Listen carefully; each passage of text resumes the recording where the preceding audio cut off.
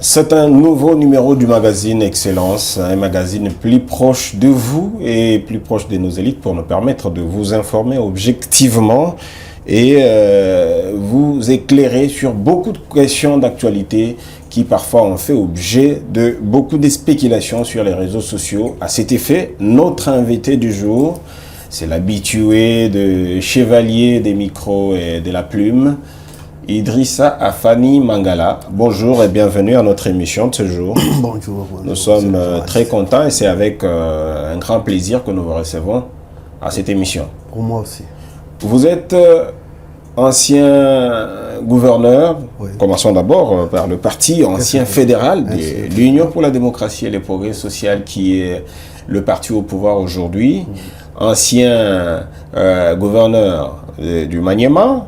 Vous êtes ancien ministre de l'Intérieur, deux fois, oui. À deux reprises vous êtes ministre de l'Intérieur, ministre provincial dans le Maniema, et aujourd'hui vous êtes élu sénateur, pas n'importe lesquels, oui. Vous êtes président du groupe parlementaire UDPS au Sénat. Tout à fait. Est-ce que vous continuez à nourrir des ambitions, puisque je rappelle que vous avez été proposé comme candidat président du Sénat par le parti. Continuez-vous à nourrir ces ambitions d'être président du Sénat? Non, écoutez, chaque politicien nourrit des ambitions. Ça vous manque le poste du président du Sénat? Dans la discipline du parti. Ok. Et de la haute autorité de référence. D'aucuns pensent que c'est pour ça que vous aviez initié la motion contre les bureaux du Sénat. Non. Ça, ce n'était pas dans le sens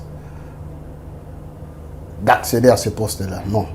C'était une manière de corriger les choses et de faire avancer la politique du pays. Et vous les avez corrigées? Mais je pense que les choses évoluent normalement au niveau du Sénat. Qu'est-ce qui s'est passé entre vous et les bureaux du Sénat pour que la motion tombe? Bon, écoutez,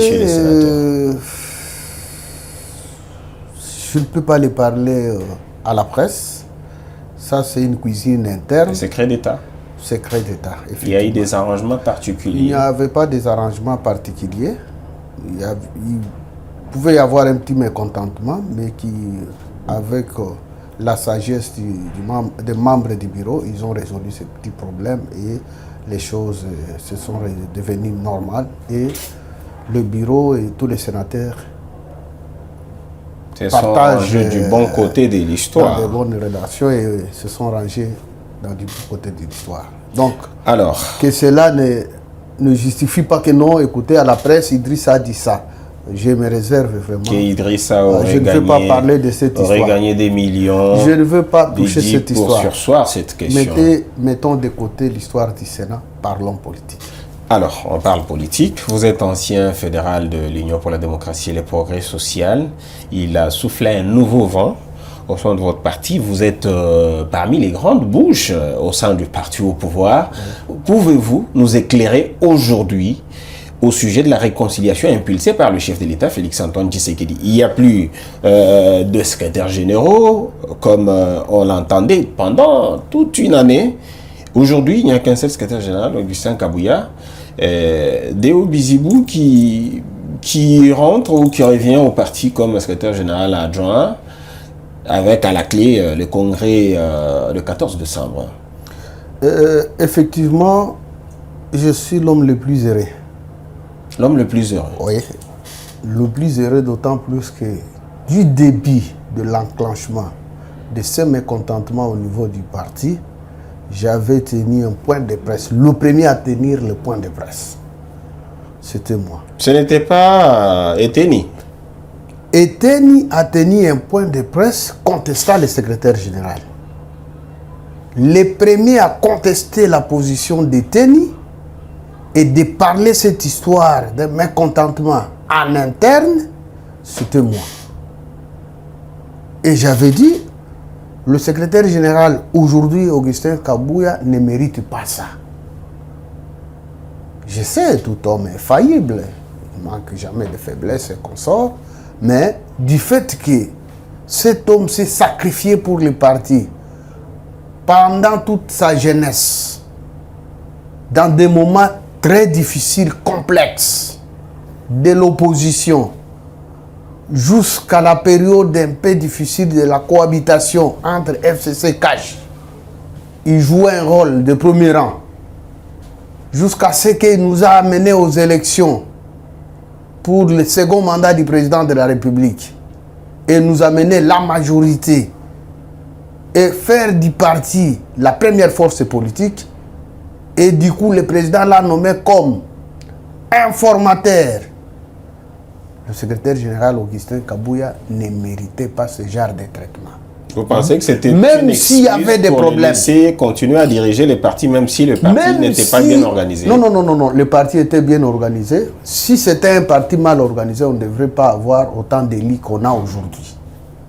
Ça, c'est ce que les gens ne voudraient pas, ne peuvent pas avoir le courage de le dire devant la presse. Mais moi, au moins, j'ai le courage de dire ça. Parce que je suis du parti, toute ma jeunesse, celui des PAYAS jusqu'à aujourd'hui. Et j'évoluais dans une province très complexe que nombreux ne devraient pas faire la politique de l'IDPS. Ça, je l'ai dit avec la main au cœur. Le Maniema qui était considéré la chambre à coucher de Kabila, mais moi j'ai tenu tête. Et du coup... Et vous étiez tout le temps derrière Étienne Tshisekedi? Mais tout le temps, ça je l'ai dit. Et tous les congrès qui s'y tenaient, j'étais là, un jeune garçon. Puisque vous parlez du congrès, nous avons le congrès en perspective le 14 décembre. Comment ça va se passer? Bon, le congrès, c'est un lieu de concertation. C'est un lieu d'arrangement politique. C'est un lieu de grandes décisions politiques. Et non pas un lieu de remplacement de la politique de haute étoile que moi je m'y mette. Oh. C'est de là que je devrais tirer les oreilles des gens. Comment ça? Écoutez, le congrès n'est pas un lieu de règlement des comptes. Parce que nombreux développent cette idée-là. Nous allons au congrès pour faire partir X ou Y. Ce n'est pas ça l'objectif. L'objectif majeur, même de l'autorité de référence, c'est de revisiter d'abord nos textes. Parce que ce sont les textes qui posent problème. Chacun interprète nos statuts de sa manière. Qu'est-ce qu'il faut faire? Il faut se retrouver parce que le seul cadre, là où il faut réviser les statuts, c'est le congrès. Et comment vous allez y parvenir? On va prendre une délégation, un groupe de gens du camp Bizibou et... Non. Jusqu'au jour d'aujourd'hui, il n'y a plus de camp. Il n'y a plus de camp. Les gens sont en train de mentir. Aujourd'hui, les partis est réunifié. Il existe des listes déjà établies. Le chef a donné l'instruction aux contestataires de regagner la maison. La grande maison. Qui sont les contestateurs? C'est ce qu'on appelait le camp Bizibou qui n'existe plus. Parce que le secrétaire général adjoint Bizibou a regagné son poste régalien. Et même son bureau. Reconnu par le statut. Et même son bureau. Mais ça, je n'entre pas en interne. Moi, je sais, connaissant ce qui s'était passé les jours de la réconciliation. Ouais. Il semble que Bizibou ne vient même plus le jour de la matinée politique du meeting populaire. Chacun d'entre eux avait respecté les orientations de la haute autorité de référence du parti. Je le dis, je le cite, son excellence Félix Antoine Tshisekedi Tshilombo, à qui il a mis une commission ou un comité de suivi qui fait son travail. Et il a donné que les gens ne puissent pas interpréter autrement. S'il faut beaucoup interroger, parce qu'il y a ceux qui étaient autour du chef de l'État, ils savent ce que le chef de l'État leur avait dit, mais que chacun arrive ici, commence à développer ses ambitions personnelles. Et là, c'est continuer à détruire les partis. Ici, nous avons besoin de respecter les orientations du chef qui a dit que ce soit le secrétaire général, que ce soit son adjoint, ils doivent mutualiser les forces pour nous mettre en place des commissions. La première commission, la commission de la révisitation de notre texte, statut et règlement d'ordre intérieur, et ensuite la commission qui doit préparer le congrès pour qu'on aille au congrès, adopter les nouveaux statuts et avoir maintenant des orientations pour préparer l'avenir politique de l'UDPS, de tous les combattants et combattantes de l'UDPS. Parce Je que voudrais que vous connaît ça bien, oui. Nous ne sommes pas bâtis pendant 32 ans et que dans moins de 10 ans, on puisse perdre le pouvoir. Non. Est-ce que vous êtes en train de nous dire, monsieur le sénateur, devant la caméra, devant la population ou les téléspectateurs qui nous regardent, vous êtes en train de nous dire que le Congrès n'a pas pour objectif de remplacer les personnes, puisqu'il y avait aussi un problème de personnes? En tout cas, ça, d'après mon entendement, n'a pas cet objectif-là. Parce que les gens doivent se parler. C'est au niveau du Congrès. Nous n'allons pas au Congrès pour régler les comptes, parler de l'histoire des individus. L'UDP, c'est un état d'esprit. Nous devons parler de l'avenir de notre parti. Ce qui pose problème aujourd'hui au parti, c'est les statuts.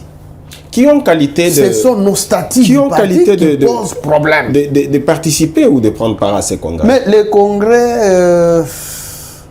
nous parlons de statut actuel parce que nous n'allons pas, le congrès ne doit pas être convoqué en mettant le statut à l'écart. Oui, on ne va pas inventer. Ce congrès sera convoqué sur base des statuts actuels. Alors, ces statuts ont tout déterminé qui sont les membres effectifs du congrès. Ce n'est pas un congrès de l'exécutif national du parti. Ça doit être un congrès qui réunisse toutes les sensibilités du parti, à commencer par la présidence du parti jusqu'à la cellule de base. Nous connaissons. Les fédéraux y compris. Les fédéraux, Ligue des jeunes, Ligue des femmes, école du parti, même des personnalités politiques qui font partie de la convention démocratique du parti. Parce que nous avons des élus, nous avons des mandataires, actifs et passifs. Des anciens secrétaires généraux. Des anciens secrétaires généraux, c'est-à-dire des anciens cadres du parti, qui doivent aussi être convoqués pour contribuer à l'avenir du parti. Mon frère, le parti, ce n'est pas question de des individus. Parce que les gens veulent individualiser le problème du parti. Non, c'est un problème du secrétaire général Augustin Kabouya, c'est un problème du secrétaire général adjoint Deo Bizibou. C'est un problème de tous les membres du parti, que ce soit les membres sympathisants, que ce soit les cadres du parti, ça concerne tout le monde. Et si ça concerne tout le monde, mettons de côté le problème du secrétaire général Augustin Kabouya, le problème du secrétaire général adjoint Deo Bizibou. C'est eux qui ont porté très haut, parce que l'un est secrétaire général dans la légalité et l'autre l'a contesté et il a été investi d'un pouvoir illégal d'un secrétaire général à l'intérim. C'est ce terme-là qui n'existe jamais au sein de l'UDPS. Alors, secrétaire général à l'intérim. La haute autorité de référence lui-même a tranché en mettant en place un comité de suivi et en donnant des orientations que nous tous nous sommes censés de suivre. Qui est coordonnateur de ce comité de suivi? Jusqu'à la preuve du contraire, je connais... On a vu un message sur les réseaux sociaux avec l'ancien ministre de la Santé, Eteni Longondo, qui s'est présenté comme coordonnateur du comité de suivi. Bon, je n'entre pas dans cette cuisine, parce que moi, je ne faisais pas partie de ces discussions-là. Je connais, on nous avait présenté les comités de suivi et les orientations de son Excellence Félix Antoine Tshisekedi Tshilombo, que nous sommes tous censés de respecter. C'est ce qui nous intéresse beaucoup plus. Est-ce que à et ce mettre niveau, en termes à ce conflit qui a perduré, qui a essayé un peu de ternir l'image du parti et même l'image de son Excellence Félix Antoine Tshisekedi. À ce niveau, vous pouvez rassurer à la population que les préparatifs de ces congrès vont bon train? Les choses évoluent normalement. Parce que nous, comme sénateurs, nous avons été conviés à des réunions de consultation et nous avons aussi donné nos points de vue qui vont être considérés pour que les congrès soient convoqués normalement et même pour que nous ayons de nouvelles orientations du parti. Est-ce que vous pouvez nous confirmer que le Congrès aura lieu vu le manœuvre qu'il y a tout autour, les consultations et ce qui s'ensuit? Vous estimez que le Congrès sera tenu à la date précise, à la date du 14 décembre? Mais celui qui refuse le Congrès, c'est-à-dire il n'a pas besoin de l'unité du parti. Tout le monde mettait en doute la disponibilité du secrétaire général, que c'est lui qui ne veut pas que le Congrès soit tenu. Mais lui-même s'est prononcé devant tous les membres du parti en meeting populaire en disant que je suis prêt d'amener les partis jusqu'au Congrès tel que stipulé par la haute autorité de référence selon ses orientations. Mais c'est la personne qu'on devrait douter. Mais lui s'est dit, il est disponible. Mais qui va maintenant aller le contrer? Si vous refusez d'appliquer les orientations de la haute autorité de référence, donc votre ambition n'était pas le Congrès. Monsieur le sénateur, vous aviez d'autres agendas cachés, en dehors de ceux qui se disent aujourd'hui. Là, nous n'allons plus tolérer. Est-ce que ce Congrès annule les résolutions du Congrès qui a eu lieu en Gandayala? Mais c'est après l'adoption des résolutions de ce nouveau Congrès que ces résolutions-là d'Engandayala vont tomber. Mais aujourd'hui, nous restons dans la logique de ce congrès. Parce que c'était le congrès de l'UDPS. Ce n'était pas un congrès fabriqué ou des autres membres du parti. C'était le congrès sous le label UDPS. Où tout le monde avait pris part. Mais tout le monde avait pris part. Donc, ce sont les mêmes résolutions qui vont donner naissance à ce nouveau congrès. Et ce sont les mêmes résolutions du congrès d'Engandayala qui vont donner naissance? Oui, à ce nouveau congrès. Parce que c'est la seule personne habilitée à convoquer le congrès. C'est celui-là qui a été revêtu de ce pouvoir statutaire. Augustin Kabouya. Augustin Kabouya. Ça, à Dieu ce qui est à Dieu, à César ce qui est à César. Et c'est son temps. Même si on le conteste, ceux qui le contestent, mais moi je ne le conteste jamais, je suis légaliste. Il reste et demeure aujourd'hui la seule personne crédible à convoquer le congrès de décembre 2025. Restons un peu au parti avec cette dernière question. Comment vous évaluez le parcours de Augustin Kabouya jusqu'ici au niveau du parti? Quel est son bilan? Moi, je n'ai pas connu honorable secrétaire général Augustin Kabouya aujourd'hui. Je l'ai connu, ça fait longtemps. Depuis qu'il était président. Lui aussi était président fédéral à l'époque. On était tous des présidents fédéraux. Donc nous partageons une longue histoire. Vous aviez gravi tous les échelons? Presque tous les échelons. Moi, je me suis limité à la fédération, mais lui est allé au-delà de la fédération jusqu'à chapeauter les partis. Donc, une telle personne, c'est un monument. Augustin Kabouya. C'est un monument. Ça, je vous l'ai dit honnêtement. Parce qu'il détient Augustin Kabouya est un monument. Il est monument de l'histoire de l'UDPS. Qu'on le veuille ou pas. Moi, je vous l'ai dit, comme cadre du parti, qui a fait plus de 30 ans, moi, Idrissa, plus de 30 ans au sein de ce parti. Tout celui qui était combattant à l'époque ne peut pas oublier l'histoire d'Augustin Kabouya dans l'UDPS. Et son bilan. Et sa contribution. Et son bilan. Et son bilan. Mais si aujourd'hui, nul n'est prophète chez soi, et on peut faire de l'histoire, mais au finish, vous pouvez être contesté. Même les pères fondateurs étaient aussi contestés. Ceux qui ont créé l'IDPS étaient aussi contestés. Mais pourquoi pas l'honorable Augustin Kabouya? Mais, je vous l'ai dit, honnêtement, Augustin Kabouya, c'est un monument de l'histoire de l'IDPS qu'il ne faudrait pas écouler. Est-ce que vous ne trouvez pas que c'est une dernière chance pour le parti qui, puisque déjà il y a la nouvelle plateforme qui est en train de naître, on va en parler, c'est une dernière chance pour le parti de colmater ces brèches, de rester unis pour conserver le plus longtemps possible ce pouvoir? Bon, si vous dites là, c'est très fort. Moi, je ne vois pas que le parti avait perdu son prestige. L'UDPS n'avait pas perdu son prestige. Non. Pendant toute cette année de querelle. Non. Ça, ce n'est pas du nouveau.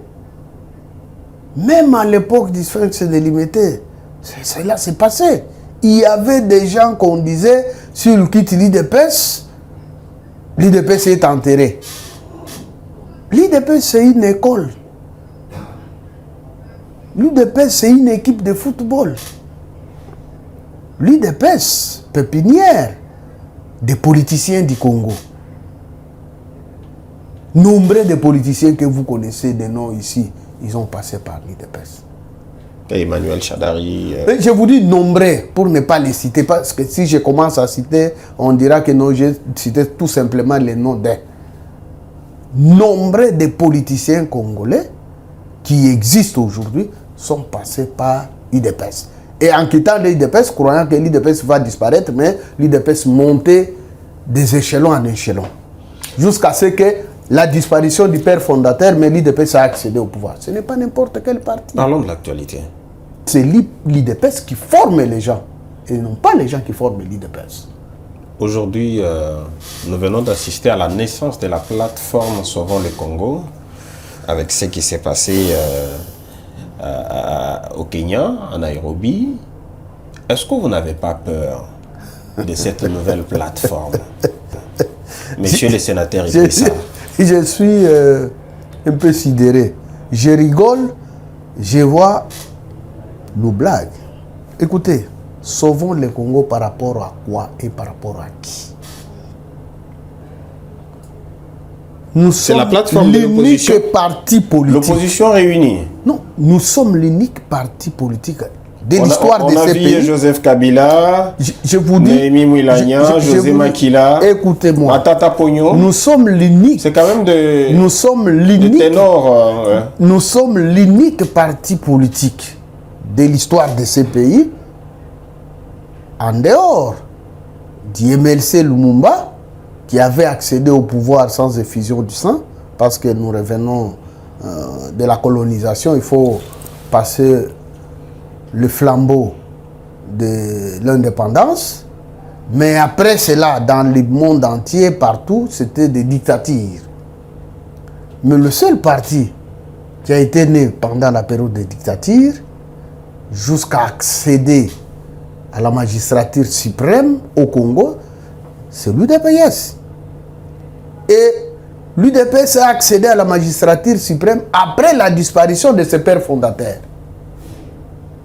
Chose impossible, parce que si on parle de l'histoire, de beaucoup de l'histoire des partis politiques dans ce pays, de l'histoire de beaucoup de partis politiques dans ce pays, après la disparition du père fondateur, c'est la disparition de ce parti. Sauf l'UDPS qui a résisté et qui continue à faire son bon chemin. C'est la raison pour laquelle les sauvons des Congo là, de Joseph Kabila, Matata Pogno, Seth Kikouni et consorts.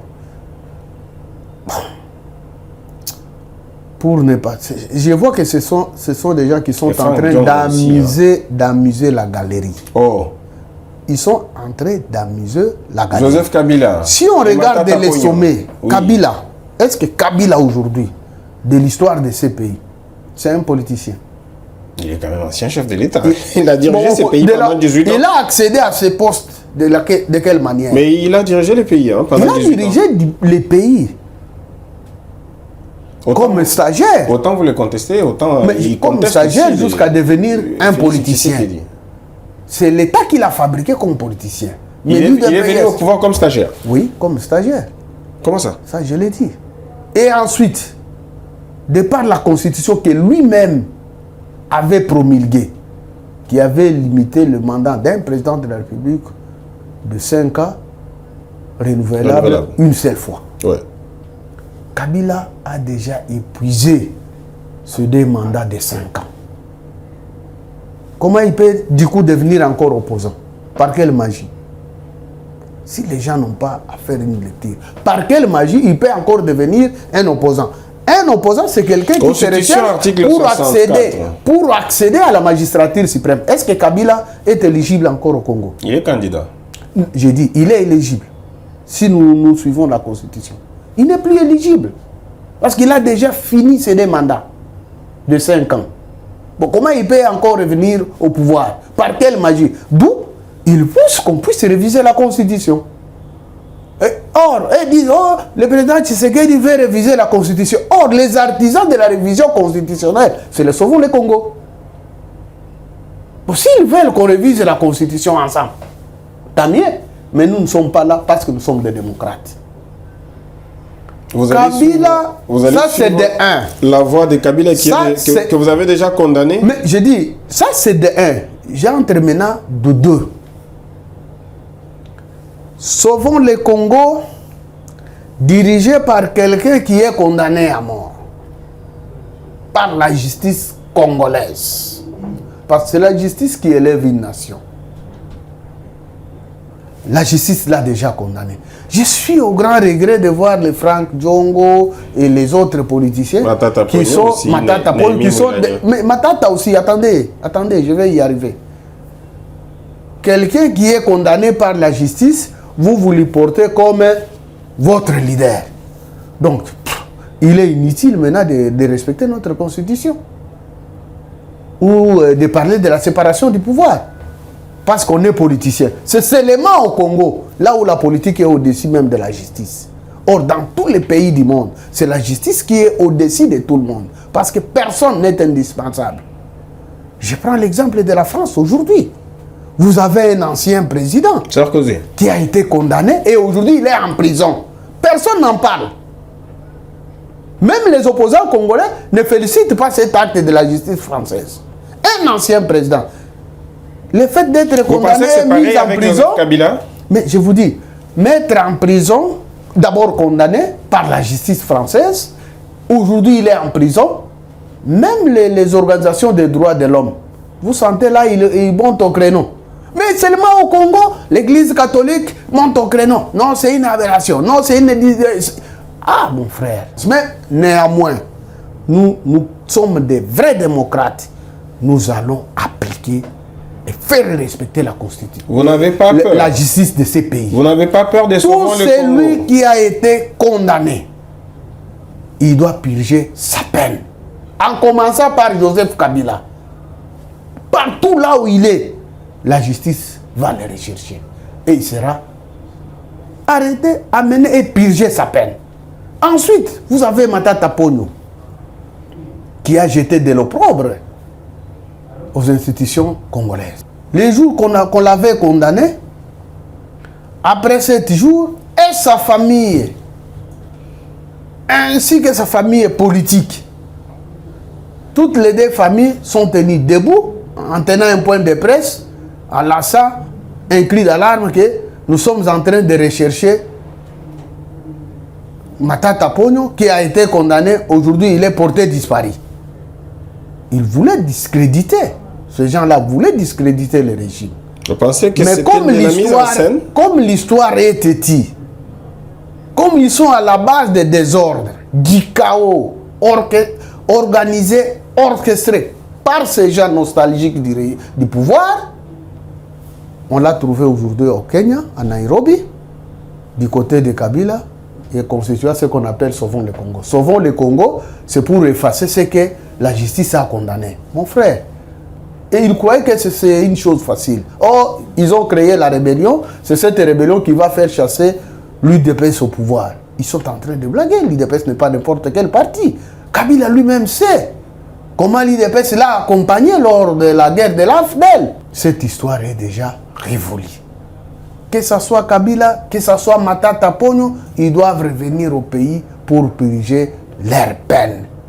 Est-ce que vous croyez encore à la démarche du changement de la Constitution?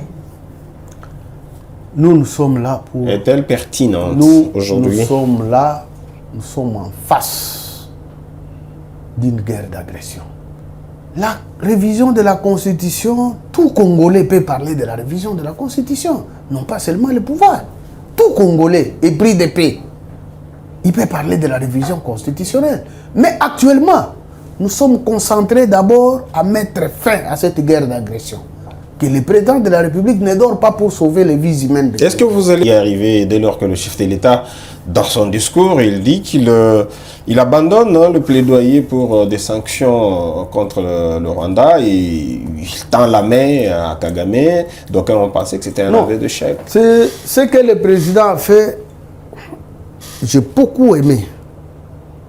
Tendre la main à Kagame? Moi, je vous dis, j'ai beaucoup aimé la politique du Ce chef n'était de pas l'État. un Et aveu de surtout chèque. son discours. Ce n'était pas un aveu de chèque. Vous connaissez les Rwandais? Ils ont une politique de traquenard. C'est-à-dire? C'est-à-dire, ils sont en train de vous battre ici.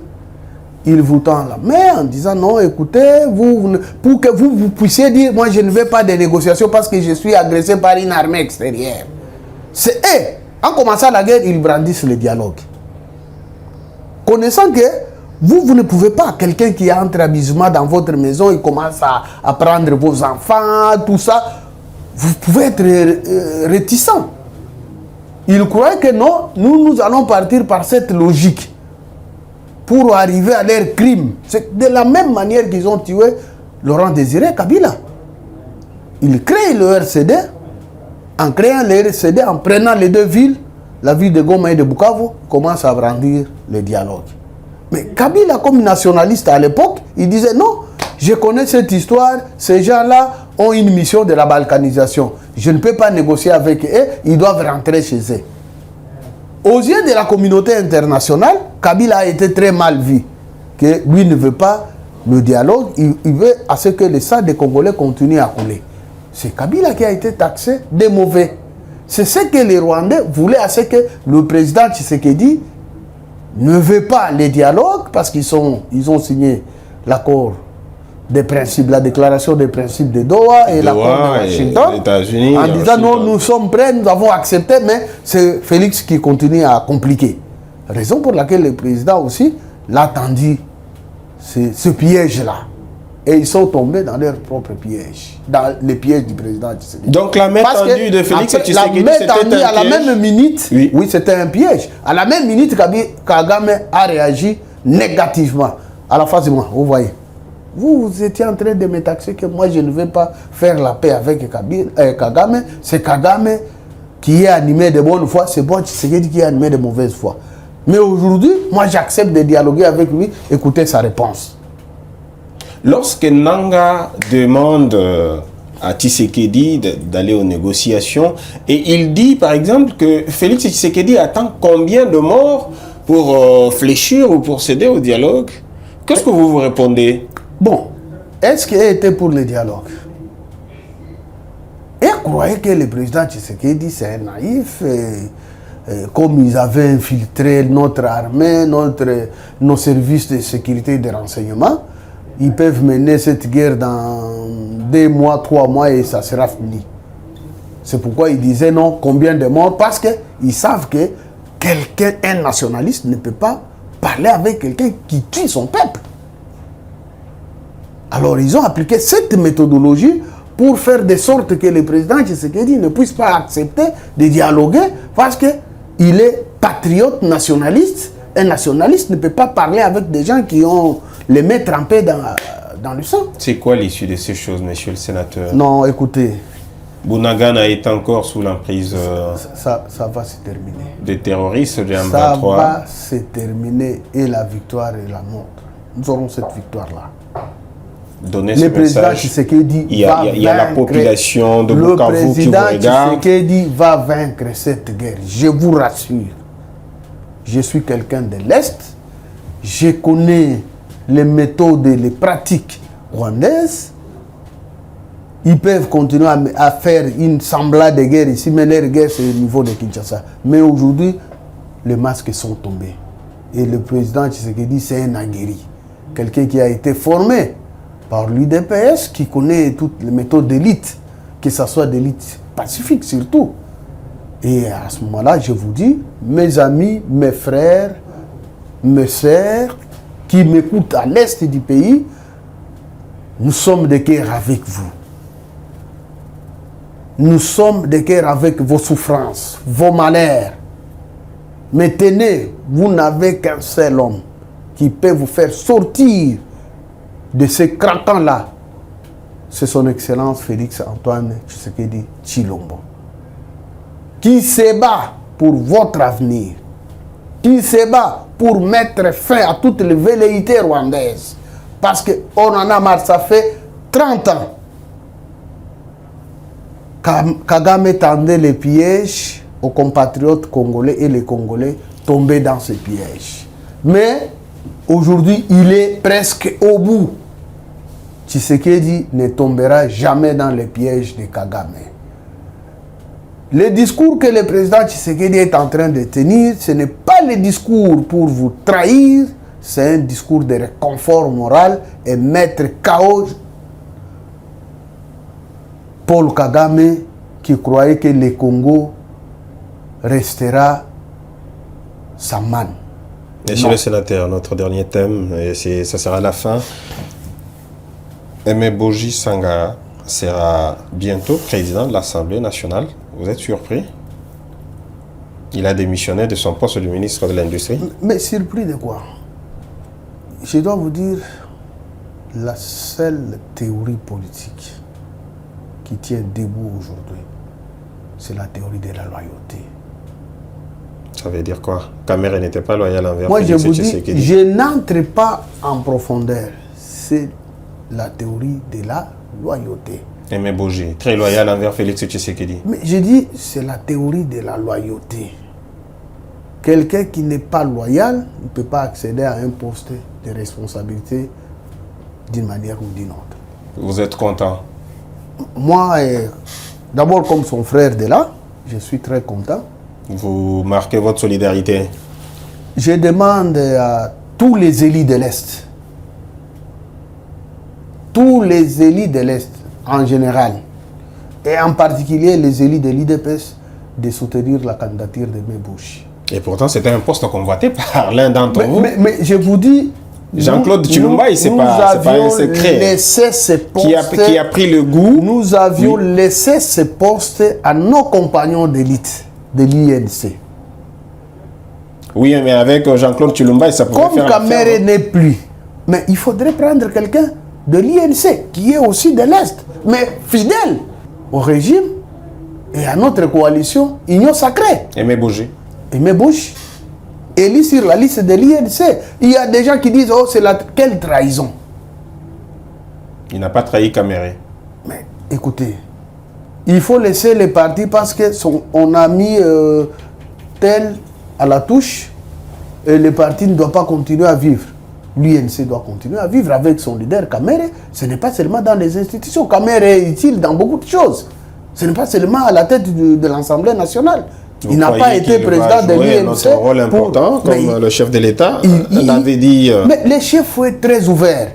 Et il n'a jamais contesté le président honorable Kamere. Non. L'honorable Kamere, de toutes les façons, jusqu'à la preuve du contraire, nous qui sommes de l'IDPS, nous les connaissons en tant que partenaire privilégié du président Tshisekedi. Vital Kamere. Oui. Ce n'est pas l'UDPS qui l'a fait partir de la tête de l'Assemblée nationale. On l'a fait partir de là. On devrait convoiter ce poste. Nous ne convoitons pas ce poste. Jean-Claude Tshilomba cherchait déjà à devenir président. C'est une déclaration individuelle qui n'engage pas l'IDPS. Il est de l'UDPS. Vous connaissez aujourd'hui, celui qui engage l'IDPS, c'est l'honorable Augustin Kabouya. Si ça venait de l'honorable Augustin Kabouya, là on devrait prendre ça en considération. Il a exprimé ses ambitions personnelles. Jean-Claude Tshilomba. Oui, c'était ses ambitions personnelles.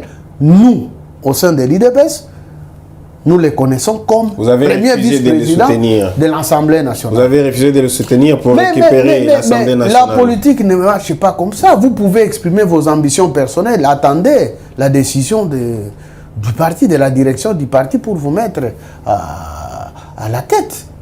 Ou bien porter votre candidature. Comme moi, j'ai été porté candidat du parti au perchoir du Sénat. Là, je me sentais à l'aise. Et lorsque le parti m'avait dit, vous vous retirez, je m'étais retiré. Et je ne me suis jamais senti mal à l'aise. Vous êtes comme toujours à l'aise, monsieur le sénateur. Très à l'aise. Cette émission est terminée. J'aime mon parti, l'UDP, c'est mon ADN. Cette émission est terminée. Votre message de la fin? Le message de la fin, d'abord pour les Congolais. Tous les Congolais, aujourd'hui, doivent fonder leur espoir sur son Excellence Félix-Antoine Tshisekedi Tshilombo, qui incarne l'avenir de ce pays.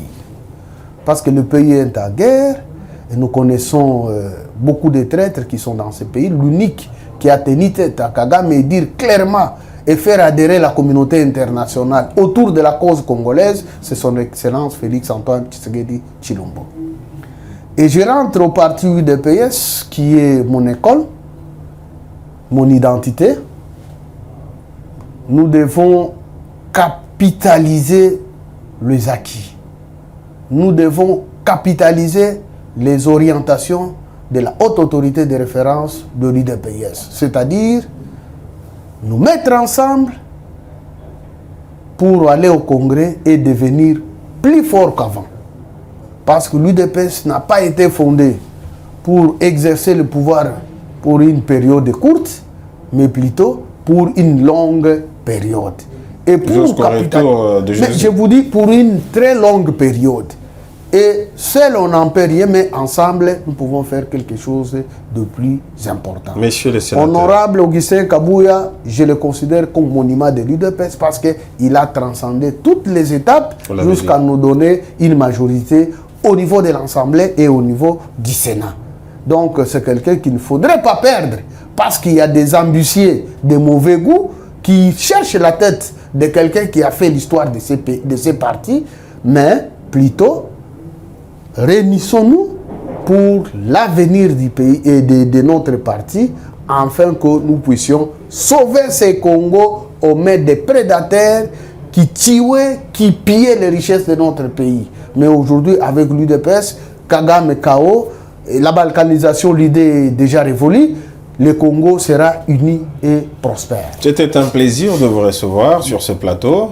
Du magazine Excellence. Moi aussi, je suis. Nous espérons que vous serez toujours disponible chaque fois que nous aurons besoin de vous. Merci beaucoup, monsieur. Merci à vous, chers téléspectateurs, de nous avoir suivis. Merci à tous qui ont contribué à la réussite de cette émission. J'ai hâte de vous retrouver très très prochainement pour un autre numéro du magazine Excellence. À plus. Merci. Merci. Merci.